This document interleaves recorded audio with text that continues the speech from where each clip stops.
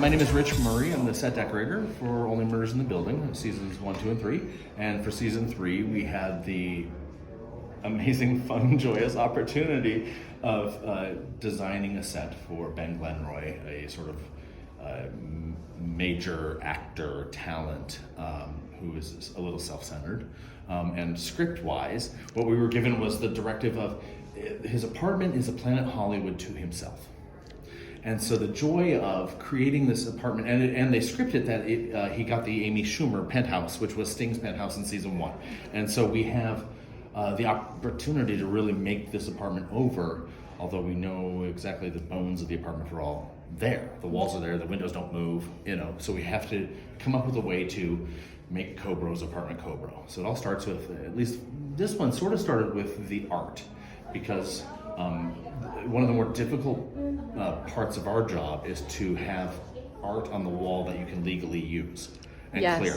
So we have to find a way to create in a Planet Hollywood way for Paul Rudd's character an entire apartment full of custom art. And of course he's of a level and of a stratus that he has custom art done for him by different portraitists or different, so we know these artists that are doing art for him. Yeah. So that was our first job, was to come up with the art that we're going to put in his apartment. And then we went into the details of Paul Rudd's history, Paul Rudd's past and his career, and just had so much fun with all of the other little details. We can walk through some of these now. Yeah. But this piece here, we knew, because his character Cobro is a huge sort of Marvel comic character, we need to build a universe for him. And then we're like, well, of course, if he's that big of a character, he's gonna have a whole toy line. He's gonna have the deals with Lego. He's gonna have all of these action figures and characters, and everything is gonna be Cobro and or Ben Glenroy. Yeah. So we went and we dove deep into Paul Rudd's character, or Paul Rudd's real past and real career. So we started with, one of the first things we had was this DJ character. It's a custom action figure we made because we found a video, and this is Lindsay Stephen, one of the other decorators. She found this video of Paul Rudd as a 20-year-old bar mitzvah DJ, and he would wear a yellow tuxedo and black shorts and Doc Marten boots, and would host events and parties. So we custom made this action figure of him as a DJ, and went all the way through there, and custom, it's our graphics team custom made the box, and we sent it out to get custom made, and our scenic artist painted it custom. Everything was custom made and built for this. We did the same thing with the Funko Pop character here. We claimed it was from a movie, Shawnee Mission West, and that was Ben Glenroy's character, whereas Shawnee Mission West is actually the name of the high school Paul Rudd went to. Oh, and that's so interesting. We dove real deep. Yeah, that's really cool. On all of the inside joke that we could do. And then of course we have all these huge art pieces that a guy of his class and stature would have in his house, of all these famous artists. So I started by riffing on which famous artist would have painted a Ben Glenroy portrait at one point. And so immediately Peter Max came up. And so this is sort of a Peter Max, sort of a post-Warholian approach to portrait art. We went to the Damien Hirst. Damien Hirst does the shark and formaldehyde, and then he also does, I can't remember the name of the piece, it's a skull that is encrusted with diamonds. It's like multi-millions of dollars. And then we said that. So it's green and topaz, so it's emerald and topaz jewels on a bust of Paul Rudd, of Ben Glenroy. Yeah. Because of course the green and the bronze are the colors of Cobra. Yeah. So so we went there like it was a custom emerald sculpture. Yeah. It came out amazing. It's kind of stupid because we had to custom sculpt that. Yeah. I mean, that was I think a mannequin head or a doll form or something, but then we had to make his hair. We had the photograph of him in one of these pictures here, and so this piece matches one of these portraits here. And I think it's actually his memorial photo, I think, was the piece we used for that. That came out so good. It's kind of stupid. how many layers of fun It's impressive. we get to have. Yeah. Well, but in an apartment like this, when the script calls for Planet Hollywood to himself, we have to put something up Yeah. on the walls, and so it has to be right. Yeah. In a way, right? So anyway, so we custom made this Lego piece for him, and then we had to custom frame and custom everything and build around it.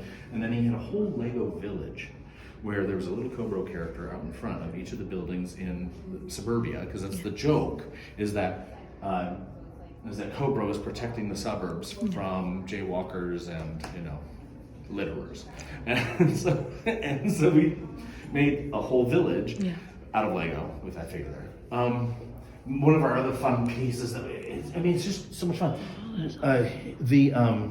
The Golden Chopper was a cast gift, essentially, or the producer's gift to him for a movie called Chinook Rising. That we made this all up, right? And Chinook Rising is essentially the equivalent of it's the Iraq War mission accomplished version of Black Hawk Down. Chinook Rising. Yeah. And so then we kept going with this, and we're like, oh, the portrait for that movie that's on the poster, so we make the movie poster and hang that up as one of his movie posters, but the portrait on that is going to be a painting painted by former President George W. Bush, because he paints Iraq war vets. Yeah. So we're like, in the style of former President Bush, we're using this for this movie. It's all fiction, right? We just make it up, but you have to put something on the walls. Yeah. And so why not make it a little right, or a little funny, or a little silly? But like, we found the Paul Rudd pillow on Amazon. Oh, that's like funny. that's just like that stuff exists. People own it. Which is kind of creepy, like, right? It's sort of weird. But then, like, over here at his memorial service, because this was all part of episode 2 before we got into his apartment. It was about Greg the Stalker. Yeah. And Greg had a shrine to Ben Glenroy in the apartment, so we had to okay, what's he gonna have in the apartment that's a shrine that's not exactly the big ticket crazy money items that we would have in Ben's apartment? So we created, and this is. Oh my gosh, this is so great.